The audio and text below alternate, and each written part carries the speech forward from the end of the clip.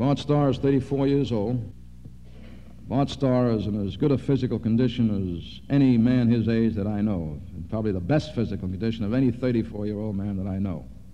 That's very difficult. Bart Starr, when his legs go, and they could go in 1 year, he could last another 4 or 5 years. It's only time is going to tell. Physically, mentally, there's nothing. He could play for the next 10 years. What happens to his legs when he loses just that fraction of quickness that he has to have? That's the answer, and only time is going to tell that. Bart Starr is by far the most dedicated. He was all-around foot. Bart Starr, without Bart Starr, Vince Lombardi would be very, very little, believe me. Bart Starr made a great contribution to Vince Lombardi and to the Green Bay Packers. Hello everyone, I'm Howard Gage, and I'm part of a small group that is working on getting Bart Starr here to Janesville on October 15th to dedicate a plaque to him commemorating the fact that he threw his first touchdown pass as a Green Bay Packer at Monterrey Stadium back in 1956. Working with me on the committee, I have Tom Presney, who's the Parks Director here in Janesville, and Carla Kruger, who is owner and operator of Kruger Graphics. The reason I'm involved in this is because I probably am one of just a few people that may have been at 2 events that involved the Green Bay Packers here in Janesville. The first was the one that took place on August 4th, 1956. It was an inter-squad game played here in Janesville, and in that game between the Green Bay Packers goal squad and green squad, Bart Starr came in for the goal squad in the 4th quarter, and on the last play of the game threw a touchdown pass that won the game for them. I was there that night. I don't remember the details of that, but I do remember seeing the game. The other event happened in 1969 in February 26, when Coach Vince Lombardi came to Janesville. It was his last day as a Green Bay Packer, and his next day he was going to be a Washington Redskin. But he spoke here at what is now JPAC, was Marshall Middle School at the time, Marshall Junior High School actually. And I was at that event also. But what we decided to do was to commemorate both events here in Janesville, since they are so significant. So Tom and I have been talking about this on and off, I think, for a couple of years. And so Tom, tell me what your dream was of having this all happen. Sure. Well, taking it from just a personal level to a community level, how would we share that message? And we got talking about creating a bronze plaque that would provide lasting history to the community of both of these events. And we've been involved in a couple of those projects together over the years. And so the dream started small, and as we brought more people on board, we realized the potential. And I think what we have now for the community are 2 very exciting plaques that provide acknowledgement of both of those historic events, Packer related, but occurring here in Janesville. Interestingly enough, the first one that's going to happen, of course, is Bart Starr coming on October 15th. But back in February, when we really got serious about this, I called somebody who knew Bart personally, and I said, how do we get a hold of Bart, and what's the procedure? And he said, call him. And we did. And so we've had 4 or 5 conversations on the phone with Bart, and he's been very agreeable to what we're doing here and helping us out. And back in, I think it was June, we needed to start looking at graphics information, print materials and everything. So out of the blue, I called Carla Kruger of Kruger Graphics, and not really knowing her background and her interest in Green Bay Packers, I asked her if she'd get on board and help us out, and wow. Carla has been the instrumental force in raising the money we needed. We haven't raised everything we need yet, but she's been getting us to the point where we can get Bart here, get the plaques here, and go from there. Carla, there's some intriguing parts of this. I gotta tell you right up front that Carla went out and she actually found the major donors that we needed to make this happen.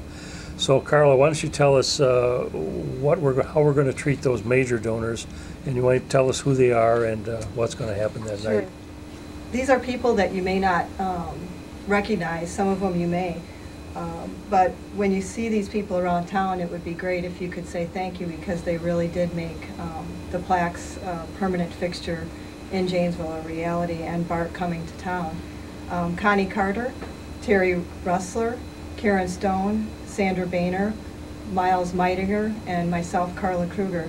The unique thing about these donors is that there is a little bit of a backstory, and what I would like to share is that the majority of the donations were actually gifts to someone else. Tom, let's talk a little bit about the plaques themselves. Tell us how we got that done and the cost. Let's tell them what's involved, because we are still raising money to get this done. Sure. The plaques are just beautiful pieces of work. They in themselves are running over $6,000. I should mention that we have brought on support for this project from the Green Bay Packer organization itself. Been in contact with them. We have their support to be able to use the logo and the Packer organization titles. In addition, quite excitingly, we were in contact with Vernon Beaver, and Vernon is, for many years, was the Packers' official photographer, and we're using actual game photos of Vince Lombardi and Bart Starr in the plaques.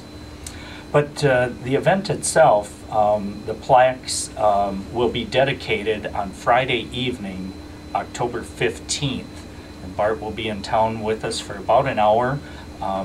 Before the public, he'll be at Monterrey Stadium at approximately 7:10 p.m. and this will be pre-game celebration before the Parker Vikings and Madison La Follette football game, and he'll be out on the field and reliving his experience going back to the 1950s and throughout his career with the Green Bay Packers. Tickets will be available the day of the event, only on Friday, October 15th. Adult tickets will be $3 and students $2, and that's at the gate only, I believe, around 3:30 or 4 o'clock on the day of the event. There are reproduction programs available, and those programs are $5 each. It's certainly a limited edition. If you're interested, soon would be the right time to purchase these. They're available at several of the sports taverns here in Janesville. Beyond that, we also have a CD of Vince Lombardi's speech going back to 1969. What a tremendous motivational speech he gave here in Janesville at that time. 50 minutes of invigoration. I would encourage everybody to reach out for $10 and obtain that CD. Those are available also at the sports taverns in town, as well as Videogenic. Let me just interject also that the Lombardi speech is, I've found over the years, because I've been selling these for some time, it's a great stocking stuffer. So if you'd like to pick one up for Christmas and give it to somebody, there's a lot of people out there who really love to have this. So for $10, come on down to Videogenics. We'll let you have one for $10, and that money goes towards the events that we're talking about here, because more than the plaques, there's the dinner and everything we have to cover. This is a once-in-a-lifetime event. We should embrace it. We should enjoy it. Many kids might not know who Bart Starr is, so. Well, I venture to say it seems like a lot of them do, but you're right. And he's a quality individual, and we're glad to be able to do this, and he accepts the honor very willingly. So thanks for the opportunity to tell you about these two events that are coming up, and we hope that if you get a chance, you'll be at Monterrey Stadium on October 15th, Friday night, for the Parker La Follette homecoming game, to see Bart and unveil the plaque for him. Thank you very much.